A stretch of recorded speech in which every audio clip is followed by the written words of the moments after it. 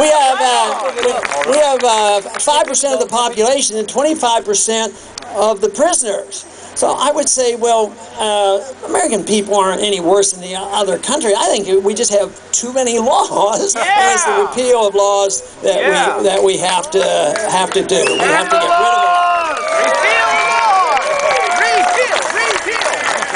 But the drug war has been going on for a good many years. Of course, in our early history, there were no drug laws, and then they tried with alcohol. Just think about the alcohol. Oh, yeah. They actually had enough respect in those times where they knew they had to amend the Constitution to prohibit something.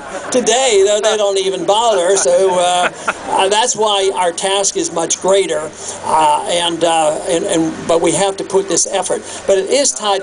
It is all tied together. Individual liberty, personal economic liberty, as well as the foreign policy comes together as us defending and understanding why we as individuals are important.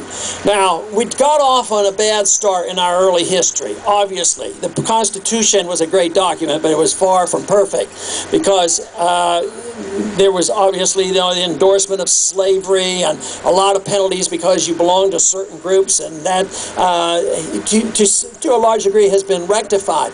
But we should look at this as nobody should ever be penalized because they belong to a group, but they should never get any benefits because they belong to a group either. We should not. I would love to see the day when we don't have hyphenated Americans. One little pet peeve of mine occurs on election night. You know, immediately after the election occurred, there's always this analysis. They say, well, the Hispanics voted this way, the blacks voted this way, the Jewish people voted this way, the white Republicans voted this way. Why aren't we all individuals and not just part of a group? That's what we're saying.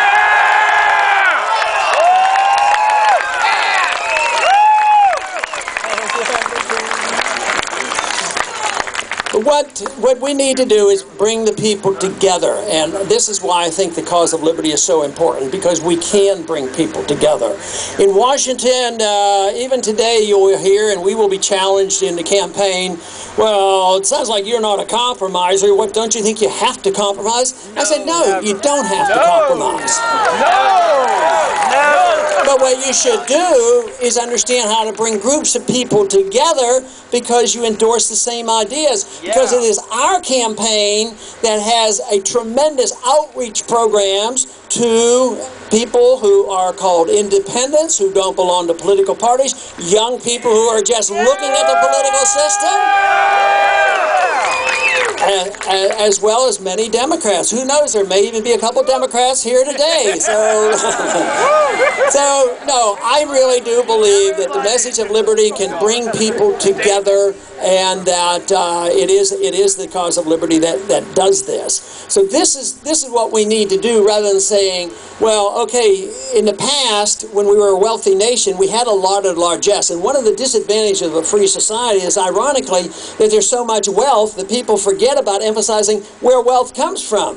So then they gravitate to sending more lobbyists to Washington rather than working more on R&D and producing products. No, they rush to Washington until the treasury is bare, and that is what's happened today. So out of necessity, we are now being forced to think once again about production and where does wealth come from. Because right now we're broke, and the treasury is bare, and the money, although it's still functioning, will no longer function once people lose confidence on this. So there is something major going on, and this is very, very significant.